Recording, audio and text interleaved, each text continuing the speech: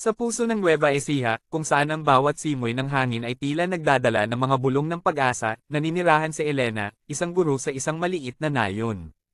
Kilala siya sa kanyang walang pag-iimbot na dedikasyon sa kanyang mga mag-aaral at sa kanyang matatag na paniniwala sa kapangyarihan ng edukasyon. Ang kanyang puso ay puno ng pangarap na makita silang umaangat, na nagdadala ng liwanag sa kanilang mga komunidad. Isang araw, dumating si Miguel, isang doktor na may pusong puno ng malasakit, sa nayon bilang bahagi ng isang medical mission. Sa kanyang mga mata, nakita ni Elena ang isang lalaking may malalim na pangunawa at pagmamahal sa kanyang kapwa. Nang makita niya si Elena na nagtuturo sa lilim ng isang lumang puno ng mangga, agad siyang nabighani sa kanyang likas na pagmamahal at sa kanyang walang kapagurang sigasig. Sa paglipas ng mga araw, ang kanilang mga landas ay madalas na nagtatagpo. Madalas bumisita si Miguel sa paaralan, nag-aalok ng kanyang mga serbisyo sa kalusugan sa mga bata, habang si Elena naman ay nagbabahagi ng kanyang mga kwento at pangarap para sa kanyang mga mag-aaral. Sa bawat pag-uusap, natutunan nilang pahalagahan ang kanilang mga pagkakaiba at ipagdiwang ang kanilang mga pagkakapareho.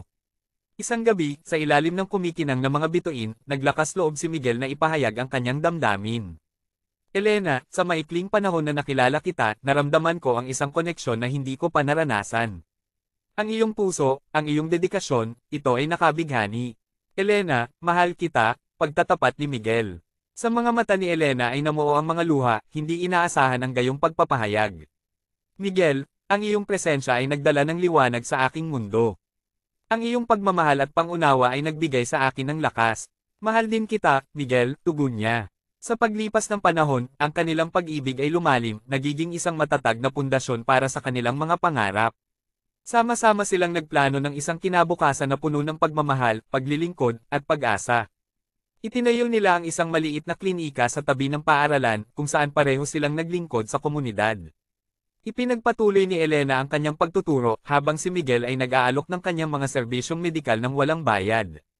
Sa bawat araw na lumipas, pinatunayan nila na ang pag-ibig ay hindi lamang isang salita, kundi isang aksyon. Ito ay ang pagbibigay, pag-unawa, at walang kondisyong pagmamahal sa isa't isa. At sa gitna ng malawak na kapatagan ng Nueva Ecija, kung saan nagsimula ang kanilang kwento ng pag-ibig, namuhay sila ng maligaya at puno ng pagmamahal, na nagbibigay inspirasyon sa lahat ng nakakakilala sa kanila.